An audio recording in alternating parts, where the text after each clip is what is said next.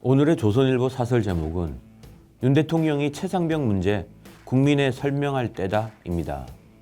작년 해병대 수사단이 채모 상병 순직 사건 기록을 경찰에 입첩한 당일인 8월 2일 윤석열 대통령이 이종섭 당시 국방부 장관에게 세 차례 직접 전화를 걸었던 통화 기록이 공개됐습니다.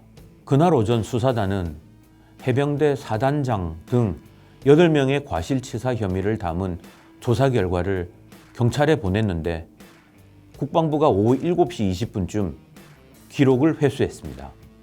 윤 대통령과 이 전 장관 통화는 그 중간에 이루어진 것입니다. 두 사람은 8월 8일에도 통화했습니다.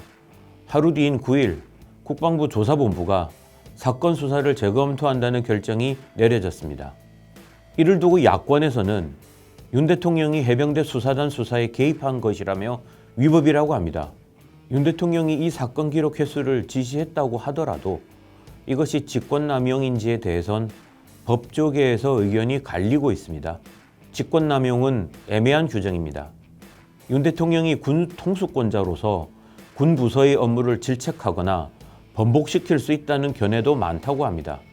해병대 수사단은 애초에 수사권이 없어 이들의 수사는 법적 권한이 없는 것이기도 합니다. 현재 군내 사망 사건은 경찰의 수사권이 있습니다. 하지만 이 같은 견해에 반대하는 판단도 있어 이 문제는 앞으로 논란이 이어질 것으로 보입니다. 이 사건은 이렇게 커질 일이 아니었습니다.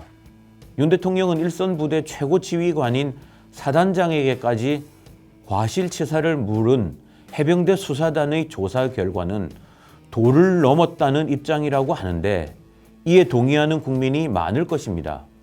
무리한 조사 결과는 법적 권한을 가진 경찰 수사와 그 이후의 검찰 수사에서 얼마든지 걸러질 수 있었는데 이미 경찰에 넘어간 기록을 회수하는 바람에 불씨를 만들었습니다.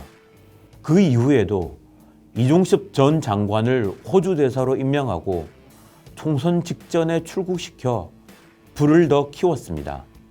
윤 대통령은 민주당이 밀어붙인 최상병 특검법에 거부권을 행사했지만 민주당은 이 특검법을 다시 상정하겠다고 합니다.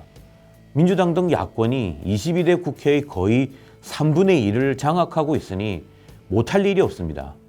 이런 상황에서 윤 대통령이 당시 어떤 생각이었고 무슨 조치를 했는지를 국민에게 밝히면 이에 동조할 국민도 많을 것입니다. 지금이 그때라고 봅니다. 시기를 놓치면 각종 억측이 꼬리를 물 것입니다.